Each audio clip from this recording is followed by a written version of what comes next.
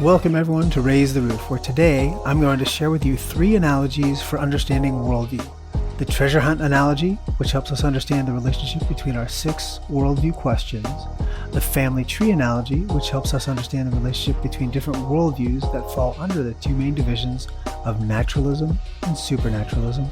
And the orchestra analogy, which helps us understand the 3 tests everyone must use to evaluate their own worldview. But before we dive in, don't forget to follow and rate the show on your favorite podcasting service.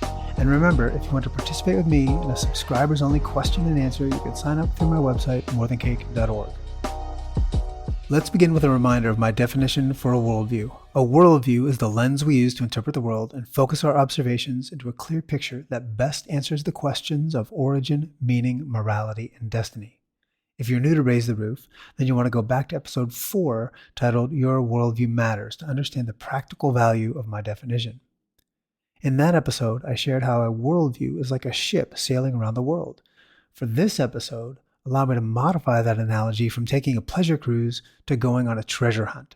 But the treasure is not gold or diamonds, but a trove full of joy, peace, and love. So how can worldview help or hinder your search for this treasure? In the great adventure of life, think of yourself as one of those legendary treasure hunting characters from the movies. One of my all-time favorites is Jackie Chan in Armor of God, or Harrison Ford in Raiders of the Lost Ark. Maybe you're drawn to J.R.R. Tolkien's magical storytelling and you see yourself playing the role of Bilbo Baggins, searching for the treasure of Smaug. Or maybe you're a fan of Diane Kruger, who played the part of Dr. Abigail Chase in National Treasure, a woman seeking the legendary riches hidden by the Knights Templar and the Freemasons. And yes, in any sane world, Kruger deserves the billings over Nicolas Cage in that movie. Is that controversial? Maybe, sure. But if you're a subscriber to my Substack, you're welcome to challenge me on that claim in the comments section. But since it's my podcast, then the evidence is uncontested that Diane Kruger is America's real national treasure and Cage is just her overrated sidekick. So with that debate settled, let's get back to the analogy. All of these movies follow a similar plot line. The movie begins with an origin story where we bond with the protagonist, and then some unexpected event occurs where the protagonist discovers a clue about a lost treasure. The clue turns their life upside down and sparks their quest. In the same way, we all have an origin story that begins normal enough, and then something happens to turn our world upside down. Faced with some trial or hardship, we're forced to question, how did I get in this place in life? How did I come into being? And just like the movies, these questions of origin aren't the end of our journey, but only the first clue on a long road to finding treasure of joy, peace, and love. As our movie unfolds, the protagonist is faced with many obstacles and puzzles. He gets closer to the treasure. These challenges become more dangerous. Our protagonist is tested, but he doesn't give up. Why? Because along the way, he discovers a new meaning to his life, and this meaning pushes him forward, even under the threat of death. And just like the protagonist, we face hardships, confusion, and trials that shape our own story. And before too long, we realize that the clue to meaning is found when we ask a second worldview question: how can I know the purpose for my life? In the movies, the protagonist gathers a team of experts to help with the hunt. Confronted by each new challenge, these companions bond, but their commitment to one another is tested. The integrity of our protagonist is challenged. Will this character we've come to admire betray his friends for the sake of the treasure? Is he willing to lie, cheat, and steal to reach the goal? In real life, our moral compass is tested every day. Some of these tests get us off the path. Some of these tests help us find the path. With each new test, we ask ourselves another set of worldview questions. What is the right thing to do, and how can I fulfill my purpose? The answer to these questions give us another clue towards finding the treasure. As the movie comes to an end, the treasure is almost in hand, and our protagonist begins to wonder about her future. What happens after the treasure is found? In the movies like National Treasure, the protagonist, Abigail Chase, has sacrificed her reputation. People think she's crazy for chasing this legend, but Chase knows if she can find the treasure, she can restore her good name, embrace love, and live in luxury. In our real-life adventure, we face a similar challenge. As we begin to solve the clues of origin, meaning, and morality, they lead us to ask another set of worldview questions about our own destiny. How will my life be judged? And what happens when I die? If you follow along with my analogy, you probably picked up on the 6 worldview questions connected to the treasure hunt. How did I come into being? How can I know the purpose of my life? What is the right thing to do? How can I fulfill my purpose? How will my life be judged? And what happens when I die? Now, if you're still not seeing how these 6 questions shape your worldview, then check out my 2-minute video. For visual learners, my animations will let you see how these questions are related to one another. The video is linked in the show notes on my website at morethancake.org. So back to these 6 worldview questions. One of the things I hope you picked up on from my treasure hunt analogy is that there isn't a magic line of separation that allows us to answer one question without answering the other 5. Rather, these 6 worldview questions are interconnected clues to finding life's treasure. Another thing I'll point out is that there's a lot of different ways to ask these same questions. The 6 questions, as I've presented them, really represent a family of questions that are asked in different ways depending on our circumstances or unique life experience or cultural context.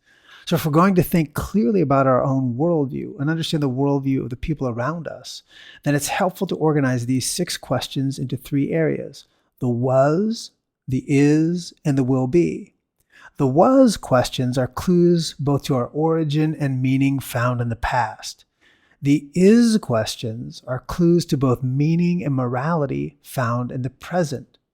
The will be questions are clues to our meaning and destiny found in the future. Again, learning to appreciate the was, the is, and the will be of life matters because if we get lost in the past, sidetracked by the present, or blinded to the future, we will never develop a healthy worldview. Now, as you consider these 6 worldview questions and the scope of your life from the past, present, and future, it might be helpful for me to introduce a few philosophical concepts. Again, if this is all new to you, and especially if you are a visual learner like me, then you'll definitely want to watch the 2-minute video I just talked about. But if you're ready for the challenge, we can further break down the was, is, and will be into some other helpful categories of thought. Our first and our 6th worldview questions, namely, how did I come into being and what happens when I die, are all about ultimate reality, or what philosophers call metaphysics. Everybody has something they believe is their ultimate reality, so knowing your ultimate reality is critical. For the Christian, ultimate reality is found in the person of God. For the atheist, ultimate reality is found in the physical world of atoms, quarks, and neurons. The 2nd and 5th questions, how can I know the purpose of my life and how will my life be judged, are questions of knowledge, or what philosophers call epistemology. Like our treasure hunting protagonist in the movies, living out our purpose for today requires us to seek knowledge from the past and knowledge about the future of possibilities. For the Christian, this knowledge comes from our trust in God. We trust that God has revealed something true about himself through the book of nature. We also trust God has revealed something true about himself through the Bible. And based on God's self-revelation, every Christian knows our purpose is to be the hands, the feet, the mind, the voice of Jesus Christ. We are purposed from the foundation of the world to be the hands that do the good works of God. We are purposed to be the feet of Christ that go where God has called us to go. We are purposed with the mind of Christ, transformed by the Spirit, to think like God. And we are purposed to be the voice of Christ that tells the story of God. For the atheist who denies God's existence, the source of knowledge about purpose is reduced to observations of the natural world, which itself, according to their own thinking, is undirected, undesigned, and lacks any transcendent purpose. So you can see where that leads to challenges for the atheist when finding purpose in life, at least a purpose that transcends the here and now.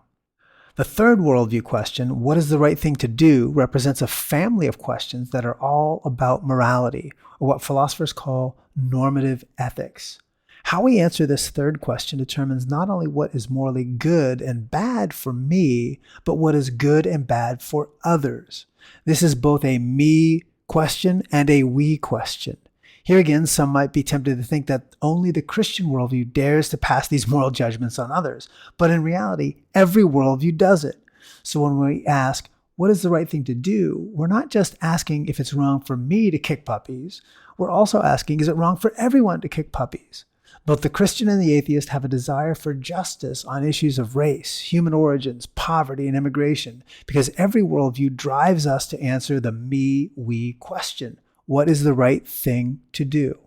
Once we decide what is right and wrong, we're left to answer our fourth worldview question: how can I fulfill my purpose? But like question 3, question 4 is also a me-we question. My worldview needs to account not just for me and my purpose and my moral code, but it must also account for the we, the purpose and moral code that drives my friends and my family and the society at large. This question takes the belief about ultimate reality, our knowledge and our ethics out of the mind and puts our worldview into practice. This is the stuff of laws that shape public policy and social order. Now again, we all operate in the same way, but there is a difference between the Christian worldview and, say, the atheist worldview. For the Christian, question number 4 is a question of both orthopraxy, what does God say is the right thing for me and for the church, and a question of sociopraxy, what is the right thing for me and you to do as citizens of our nation. For the atheist, because their worldview is blinded to the ultimate reality of God, there is no shared orthopraxy, but still they live in a real world. They must still try and answer the question of sociopraxy. How can I live life and get along with others? What laws will I vote for or vote against? So as we think through each of these 6 worldview questions, I've done a quick compare and contrast between Christianity and atheism, but that is only the start. In the end, you'll need to ask yourself, are some worldviews better than others at putting together all the clues and finding the treasure? If you're ready to start on that journey, I'd encourage you to do 2 things. First, take some time to digest these 6 questions and think about other questions you have about life. How do your questions of right and wrong connect with your ultimate reality? And for those who are subscribers to my Substack, feel free to post your questions and we can think through these things together. Second, before moving on, you might want to watch my 5-minute video titled, What Are My Worldview Options?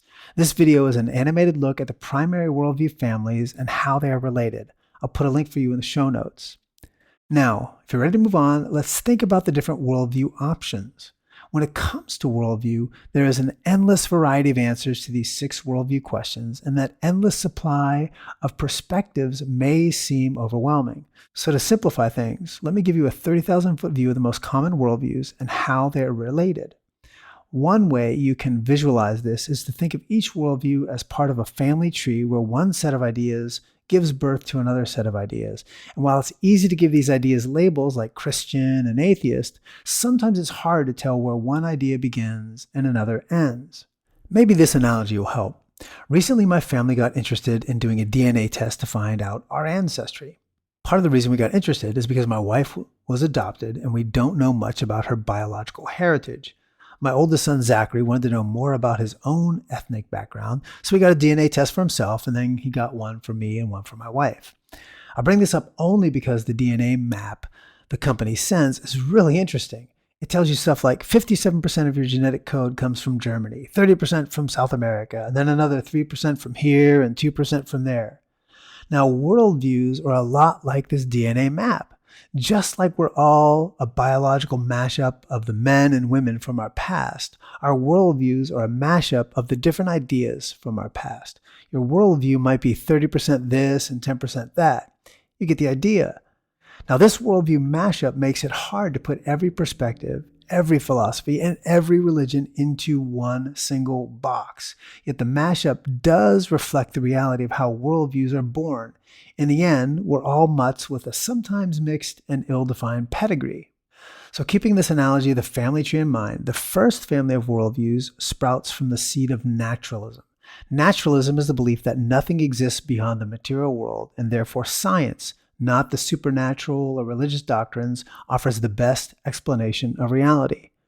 Sprouting from naturalism, we find the branch called atheism.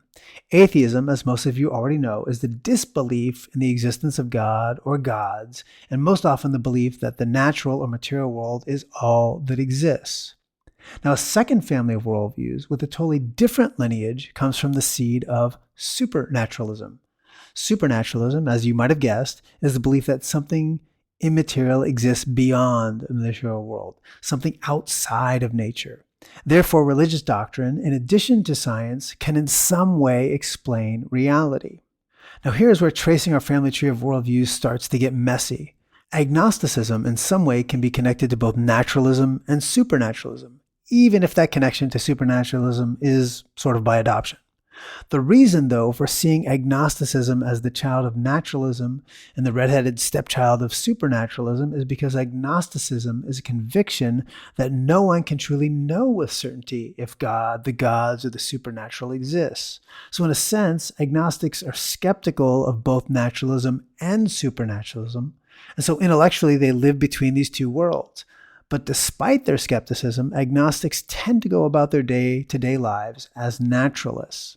Looking back to supernaturalism, we have two branches in this family tree. There is the impersonal branch and the personal branch. Underneath the impersonal strain of supernaturalism, we have things like Platonism. Platonism is the belief that the material world is organized and ordered by a set of immaterial objects or laws. Now, I'm not going to explain Platonism in this podcast because that will get us really off track. But what might be helpful here is this summary from the Internet Encyclopedia of Philosophy that offers a quick compare and contrast between Platonism and theism, which we'll cover in a few minutes, which is also under supernaturalism as well. So according to Platonism, there is a realm of necessarily existing abstract objects comprising a framework of reality beyond the material world. Platonism argues these abstract objects do not originate with creative divine activity. Traditional theism, in contrast here, contends that God is primarily the creator and that God is the source of existence for all realities beyond himself, including the realm of abstract objects. Platonists do believe that something exists outside the material world, but that something might be a set of laws that somehow govern the material world without consciousness or identity or personhood. Now, alongside Platonism, underneath impersonal supernaturalism, we have another P worldview, pantheism. Now, pantheists believe that God is the universe and the universe is God. Pantheism, however, is also like agnosticism in that it doesn't always fit perfectly under one label. Some folks prefer to see pantheists as a form of naturalism rather than supernaturalism. That's because different pantheists make different assumptions about the nature of ultimate reality. So this is where I'd like to introduce a deeply philosophical term. You'll want to write this one down. Some worldviews are really squishy. Over time, people borrow ideas from other worldviews to shape their own unique lens on reality. One example is in the rise of what's called panpsychism. This idea is similar to pantheism and falls under the umbrella of impersonal supernaturalism, but panpsychists will replace God with a universal mind or consciousness that is fundamental to the fabric of the universe. Philip Goff is one example. Goff is a professor at the University of Durham in the UK. He defends his own version of panpsychism in his recent book, Why? The Purpose of the Universe. Goff recently appeared on the Truth podcast with Vivek Ramaswamy to explain his view. Here's what he had to say. And what is the purpose of the universe in your book and its thesis? Let's go straight to it. The biggest question of all. Well, yeah, I think so many people in the West think you have to fit into one of these categories. Either you believe in the God of traditional Western religion, or you're a secular atheist. It's like, whose side are you on? Richard Dawkins or the Pope? Make your mind up, Mm-hmm. And I was raised Catholic. I decided I was an atheist at 14. I was quite happily on team secular atheist for 20 years or more. But through my philosophical research, through my many conversations with leading scientists and neuroscientists, I've just come to think that both of these worldviews are inadequate. Both of them have things they can't explain about reality. And where I think the evidence is pointing now is that what I call cosmic purpose, that the universe itself has some kind of purpose or directionality, but not one that's imposed by a supernatural designer, one that's just inherent to the universe itself. Now, before you get overwhelmed with all these different ideas, the good news is that you don't need to go out and get a philosophy degree. All you need to do is be aware that people see the world differently than you see the world. And this knowledge should motivate you to build relationships that respect the unique elements of each person's worldview. In practical terms, when you meet people who say, I'm a pantheist or I'm a panpsychist, you don't need to crack open a textbook. All you need to do is ask them lots of questions and seek clarity. take the labels we're looking at today and use them as a starting point for those conversations. Ask questions like, is it true that pantheists believe X? Or as a panpsychist, do you believe Y? Then take the time to listen and learn. Once you understand them, then you'll be able to prayerfully raise the roof on their worldview and sow the seed of the gospel. All right, so there's at least 3 worldviews that I've described under the impersonal supernaturalist label: Platonism, pantheism, and panpsychism. Now let's turn to the personal forms of supernaturalism called theism. Theism is a family of worldviews that accept the existence of at least one personal, intelligent, divine being called God. But it's important to note that some theists do believe in more than one God. Consequently, under theism, we find polytheism. Polytheism is a worldview that includes belief in many gods. Polytheism dominated the ancient world. All of the peoples outside of Israel in the Old Testament were polytheistic, including the Canaanites, the Babylonians, and the Egyptians. In the New Testament era, we see Christians surrounded by the Greek and Roman forms of polytheism. In our modern world, polytheism is found in both the East with Hindus and in the West with Mormons. In contrast to polytheism, a different branch of supernatural personal theism is called monotheism. Monotheism is a worldview that holds to the existence of only one God.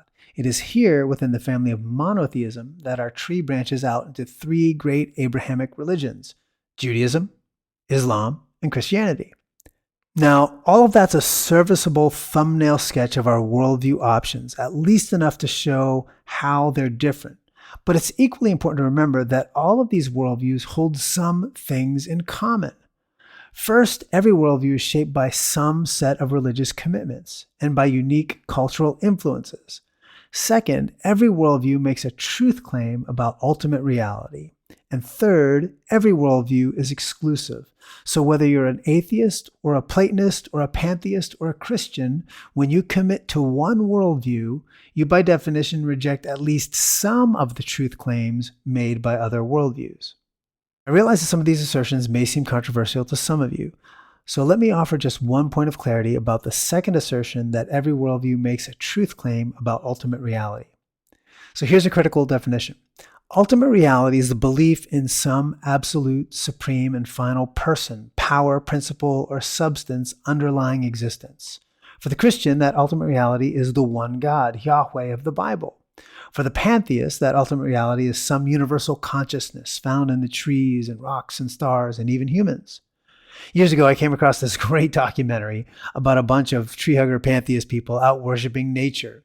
Now, you can't see the video if you're listening just on the podcast version of this, of the people out there kneeling on the ground, sitting in a circle and essentially almost in a prayer position and their eyes closed, lamenting the damage being done to nature. But you can at least hear some of their thinking that goes in behind their view of the worship of nature.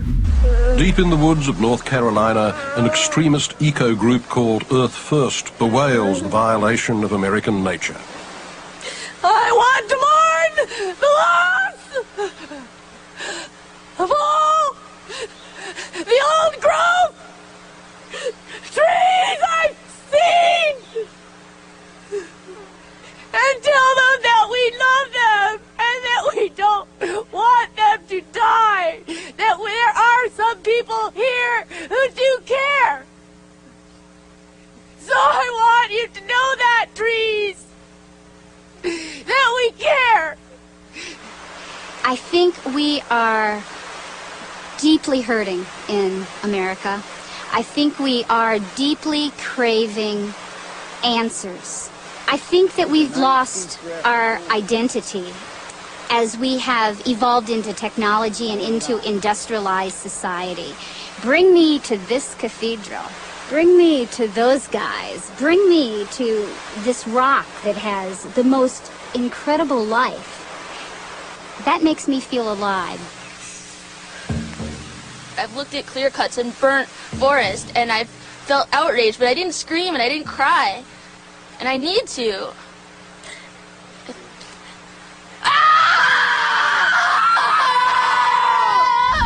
Now, Now, when I show this video to my students, most of them laugh and I tell them not to. We're not here to make fun of them. And they think these people are nutty. Okay, I get it. But watching that girl at the end scream into the woods and at the suffering of the trees is kind of cringy. All right, fair enough. But I remind them the goal is never to make fun of the people who see the world like this. Our goal is to first understand how their commitment to nature as the ultimate reality shapes their actions. For the Christian, it's a reminder that unless you understand what drives these people to worship the trees, think Romans chapter 1 and 2, then you won't be able to effectively sow the seed of the gospel in their life. So Christians have an ultimate reality, pantheists have an ultimate reality, and yes, even atheists have an ultimate reality. Hopefully this makes sense to see that every worldview accepts something as an ultimate reality. So what we need to figure out then is which worldview gets it right. But as soon as I talk about right and wrong, I get pushback. Who are you to say that the world is right and the other worldviews are wrong? I remember, this goes back to my college days. I mean, any thoughtful Christian will have a moment like this. And I struggled with this question. I'd think of just how big the world is and how insignificant I am. And I'd ask myself, who am I to say that Jesus is the only way to salvation? Who am I to say that there's only one true God? How can I or anyone claim to be fairly and objectively evaluate different worldviews when there are so many decent people just like me doing their best to make it through life, to find their treasure, right? They're on their own journey. And how can I put myself in that position to say there is such a thing as absolute right and wrong? These are all fair questions, and they're actually really good questions that we need to ask ourselves. This struggle to find the right worldview leads us to 3 tests every worldview must pass. These tests are critical because if your worldview can't pass all 3 of them, you'll never find the treasure life has to offer. So to understand these 3 tests, it's helpful to think of a worldview like an orchestra. For an orchestra to play in unison, each individual instrument must be tuned. Think of a violinist. Each string on that violin must be in tune with the other strings. If one string is out of tune, the music will sound awful. This is the first test, the coherence test. This test examines the internal consistency or reasonableness of a worldview. Now let's use that analogy to test the statement, I don't speak any English. Is that statement true or false? Well, you know it's false because you're listening to me speak in English. The statement, just like our violin, is not in tune with itself. We can hear the discord with our own ears, so we can know that the statement fails the test of coherence. Now, if an orchestra is to put on a great concert, it's not enough for one violin to be in tune with itself. That violin must be in tune with the rest of the orchestra.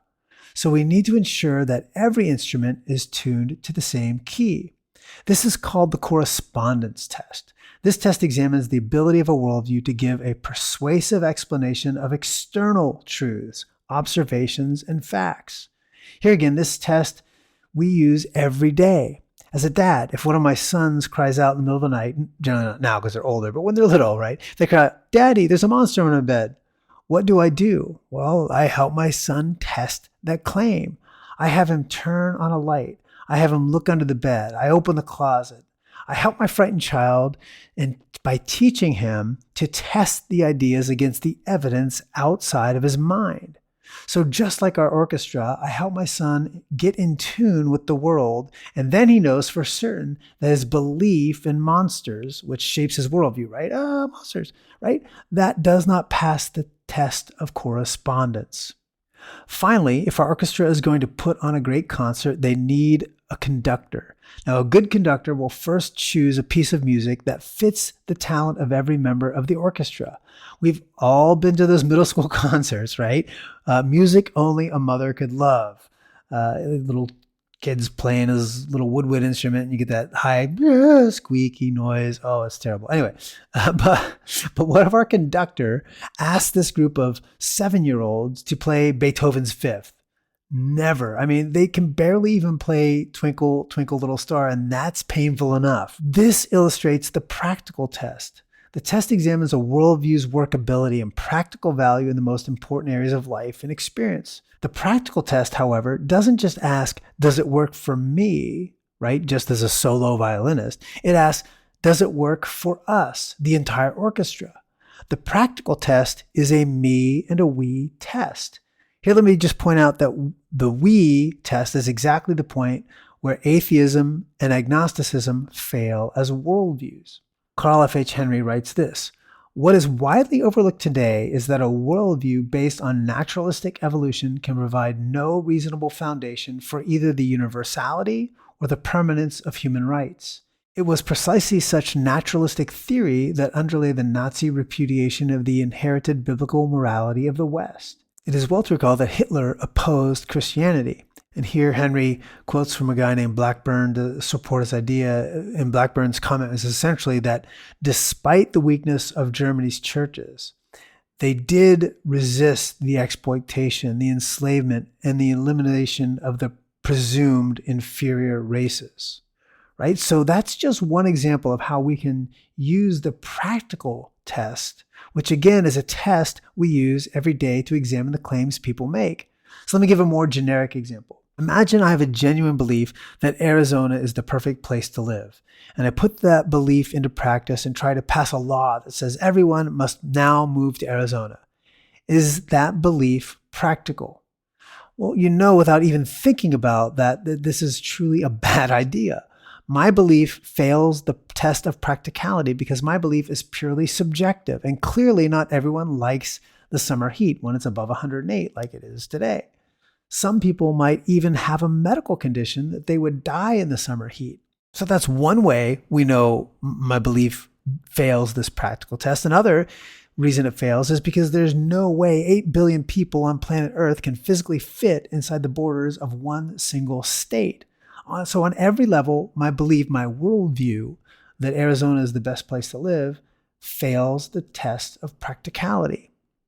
So there you have it. Every worldview must pass these three tests: the coherence test, the correspondence test, and the practical test. Is it possible to be fair and objective? Well, it's certainly not easy, but I do believe, I have to believe it's possible, because otherwise there's absolutely no way we can ever find the treasure trove of joy, peace, and love we seek. There's certainly a lot more to say about these worldview questions, the different ways people answer them, and the need to test them. But for now, go out and raise the roof on false worldviews and show your friends, your family, and even your enemies the treasure of life found in Jesus Christ. And I hope you'll come back and join me for the next episode. In the meantime, don't forget to follow and rate the show on your favorite podcasting service. And if you want to participate with me in a subscriber-only question and answer, you can sign up through my website, morethancake.org.